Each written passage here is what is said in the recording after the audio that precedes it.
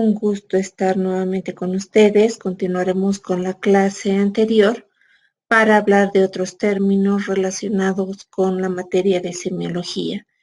No sin antes mencionar una frase de Paulo Freire que dice que enseñar no es transferir conocimientos, sino crear las posibilidades para su propia producción o construcción. Bien, como habíamos mencionado antes, la semiología es una rama de la medicina que se encarga del estudio de los enfermos a través del análisis de los signos y síntomas. Recordemos también que esta rama utilizaba como instrumento de recolección de datos a la historia clínica y el expediente clínico era el conjunto de documentos que se agrupaban en un solo file o en un solo archivo donde se encontraban registradas las hojas de laboratorio, enfermería, radiología y otros. Recordemos también que la palabra semiología viene del griego semión, que significaba signo-síntoma. Y recordemos también que la semiología utilizaba una serie de técnicas para realizar el diagnóstico clínico, como maniobras, uso de instrumentos, a lo que se denomina la semiotecnia. Bien, como hablamos de los signos y síntomas, entendamos ahora qué es un signo y qué es un síntoma. El signo son todas las manifestaciones objetivas de una enfermedad que pueden ser evidenciadas al ojo del examinador, es decir, que nosotros podemos evidenciar su existencia.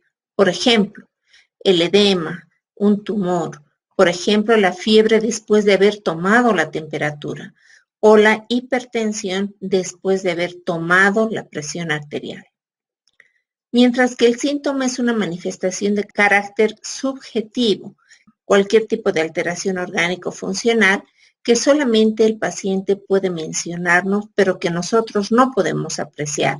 Por ejemplo, el mareo, el paciente puede sentirlo, pero nosotros no podemos verlo. El dolor, el paciente lo refiere, pero nosotros no lo podemos sentir. Las náuseas, el escalofrío, las punzadas, etcétera. ¿Cuáles son los signos más característicos? La palidez de las conjuntivas, por ejemplo, o bien la pigmentación amarilla de las conjuntivas o de la piel que se denomina ictericia, la presencia de tumores y la toma de la temperatura con evidencia de alza térmica. Mientras que los síntomas son los que habíamos mencionado, el mareo, las náuseas, el dolor de cabeza, que desde ahora le denominaremos cefalea. El síntoma, según Elliot, puede ser clasificado en síntomas dominantes, secundarios o comunes. Se llamarán dominantes o principales a aquellos que son sobresalientes en el cuadro clínico del paciente, es decir, que es lo más llamativo en el momento en que se examina o en el momento en que se hace la anamnesis. Los síntomas secundarios o triviales son más bien aquellos que acompañan al síntoma principal y no tienen mucha importancia. Los síntomas comunes o concurrentes son los que se presentan en muchas enfermedades. Mencionemos algunos ejemplos. Dominante principal en una cirrosis hepática es la ictericia. El secundario o trivial puede ser la caída de vello. Y el común o concurrente puede ser la palidez que acompaña a una enfermedad. El signo, a su vez, puede ser clasificado en signo cardinal, en signo común y en signo patognomónico. El signo cardinal o esencial es aquel que orienta y da muchas luces para el diagnóstico de una enfermedad. Por ejemplo, la facies cushingoide, que caracteriza el síndrome de Cushing, que es redondeada con una característica en fases de luna llena, que avanzaremos en las siguientes clases, que es muy orientadora al diagnóstico de este cuadro. Los signos comunes, concurrentes o accidentales son aquellos que nos acompañan y orientan al diagnóstico de la enfermedad. Hagamos un ejemplo. Los pacientes con insuficiencia renal crónica tienen edema y tienen palidez y tienen hipertensión arterial. Es decir, que el signo cardinal será el edema, mientras que los signos comunes van a ser la palidez y la hipertensión arterial que acompañan a todos los demás datos clínicos. El signo patognomónico, a su vez, es aquel que se presenta de forma invariable en una enfermedad. Ya casi no se utiliza el término de signo patognomónico, pero sí pueden haber algunos que todavía son orientadores, por ejemplo, las manchas de Koplik que se presentan en la mucosa yugal, que es patognomónico del sarampión, o la diferencia de temperatura oral y rectal que caracteriza a los procesos de infecciones intestinales por salmonelosis. Los signos pueden ser negativos, que son aquellos que uno espera encontrar en la enfermedad, pero no las encontramos, y a veces al no encontrarlos desechamos el propósito de la enfermedad. Pueden también ser positivos, que se presentan en determinados padecimientos y son propios a esta enfermedad, como por ejemplo los dientes de Hutchinson en la sífilis. Pueden ser signos pronósticos, lo que nos habla de datos de gravedad de la enfermedad, como por ejemplo la baja progresiva de la presión arterial, la anuria o las taquicardias muy severas que nos inducen a pensar en un estado de shock inminente. Los signos etiológicos van a ser aquellos que nos indican el origen de la patología. Por ejemplo, en el caso de COVID, la tos y la fiebre. Sin embargo, tenemos que también tener claro lo que es una enfermedad y es un síndrome. Si bien al momento de iniciar la historia clínica recolectamos signos y síntomas y los describimos de manera muy detallada, esta unión de signos y síntomas nos pueden llevar a diagnosticar una enfermedad o diagnosticar un síndrome. ¿Cuál es la diferencia entre ambos? Que la suma de síntomas y signos donde conozco la causa va a ser denominada enfermedad. Por ejemplo, la fiebre, la hiposmia, la ageusia, el malestar general, la cefalea. Nosotros podemos mencionar que la etiología es COVID. Entonces, estamos hablando de una enfermedad. Otro ejemplo, la enfermedad tuberculosa. Tiene tos, hemoptoicos, disnea. Conocemos que el agente es el bacilo de coco, por lo tanto se denomina enfermedad. O la enfermedad de Addison, cuya etiología es la tuberculosis o a veces tumores en las suprarrenales, o la rabia que está producida por un virus. Pero cualquiera de estas tiene un conjunto de signos y síntomas que la hacen propia y la caracterizan para que yo llegue a la conclusión de que es una u otra. Por el otro lado, la unión de síntomas y signos de etiología desconocida recibe el nombre de síndrome. El síndrome de Steen-Leventhal de los ovarios poliquísticos. La paciente presenta acné, aumento de peso, seborrea, ovarios poliquísticos, pero se desconoce la causa por la cual se produjeron los ovarios poliquísticos.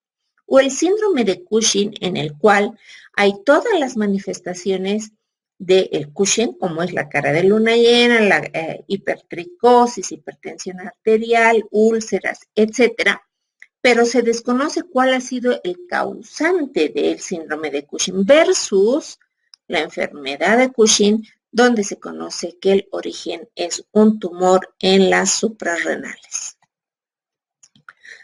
Todos estos signos y síntomas se van a ir a registrar en la historia clínica, que tiene varias funciones. Principalmente la función asistencial es la que nos interesa, pero también debiera interesarnos la función jurídica, que es la que nos ha estado incomodando en los últimos años debido a la gran judicialización del acto de los profesionales en el área de la salud.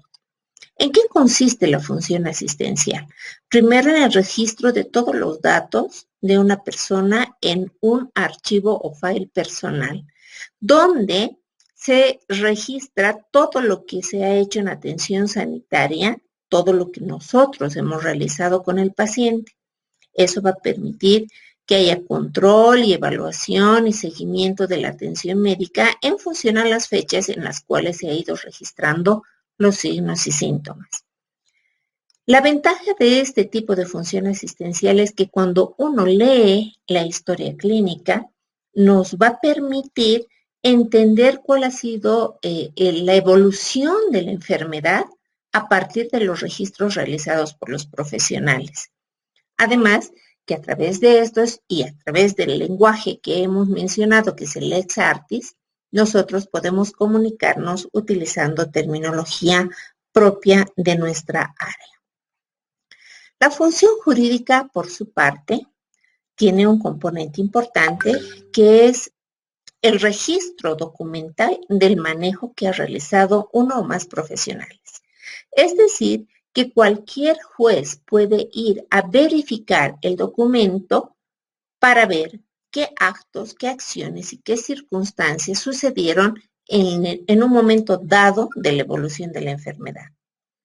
Además de que la omisión o exclusión de información o el registro inadecuado de información puede llevar a ser un medio de prueba y fuente de prueba para un inicio de un juicio por negligencia o mala praxis. La riqueza de la historia clínica y la semiología nace en la entrevista médica. La historia clínica de este modo se constituye en el documento de mayor importancia en el registro de la vida y enfermedad de un paciente. Bauer dice que tomar la historia clínica e interpretarla es un arte, porque la entrevista clínica o la anamnesis es una habilidad muy importante con la cual se llega al diagnóstico. Es más, Körner dice que una buena anamnesis representa la mitad del diagnóstico. Tarde más en hacer una anamnesis buena que en un examen físico minucioso. ¿Cuáles son las funciones de la entrevista? Primero, el obtener información que sea creíble, que sea óptima y que sea suficiente. Además de desarrollar una relación médico-paciente que brinde confianza al enfermo para dar información al examinador. Y también nos sirve para educar al paciente en varios tipos de enfermedad o acciones que deba realizar con la protección de su propio cuerpo. ¿Cuáles son las funciones de la entrevista? El obtener información. Para eso está la historia clínica. Es decir, que el paciente nos dará la narración de toda su enfermedad y una relación progresiva de la misma con un análisis que realizará el profesional a partir de este relato. La anamnesis surge ya de la relación médico-paciente o área de la salud con paciente desde la época hipocrática. De ahí que la palabra anamnesis usada por Hipócrates significa recordar. Es decir, que en el momento que realizamos la anamnesis le estamos pidiendo al paciente que recuerde de manera ordenada y detallada todos los sucesos relacionados con su enfermedad. La entrevista no debe perder la objetividad, es decir, que cuando uno empieza a hacer la anamnesis, debemos tener claro que lo que estamos analizando es la enfermedad del paciente, de tal forma que cualquier relato que vaya en medio y que disperse la atención sobre este punto debe ser desechado. Debe tratar de ser precisa, identificando la secuencia de aparición de los signos y síntomas de forma ordenada y detallada. Ahí viene la sensibilidad y especificidad, que mientras más detalles se coloquen los signos y síntomas, mejor será la probabilidad de diagnóstico certero. Además de que debe ser reproducible, es decir, que el documento registrado debe ser similar a aquellos reportados en la literatura y pasa a ser un elemento comparativo de lo que dice el libro que tiene una enfermedad y de lo que dice el paciente de su enfermedad para yo compararla si es la misma. La historia clínica nos debe permitir a partir del interrogatorio, que el paciente relate todo lo sucedido como ocurrió en realidad, de tal forma que el interrogador no debe crear ni fomentar un relato irreal. No debe haber sesgo y debe haber mucha seguridad y validez en el interrogatorio. El paciente debe mencionar lo que él siente. Nosotros no podemos generar un sentimiento con preguntas irrelevantes. Si lo hacemos, no seremos objetivos y crearemos una enfermedad ficticia sin que sea la que realmente cursa el paciente. Debemos ser muy precisos y detallistas. Debemos evitar la ambigüedad de las palabras del paciente, mucho más en nuestro medio, donde lastimosamente, por lo que yo llamo la infodemia o la ignorancia en área de salud, los pacientes tienden a utilizar terminología errónea o a hacer concepciones erróneas sobre la enfermedad y su curación. De tal manera de que a veces el paciente refiere de que sí le han prescrito un suero para alimentar, en el entendido de que un suero no alimenta a nadie, pues no es nada más que agua con azúcar o agua con sal. Y esas percepciones erróneas deben ser utilizadas con pinzas al momento de escribir en el documento clínico. No debemos aceptar de ingreso los diagnósticos que el paciente nos cuenta o que otro médico le dijo.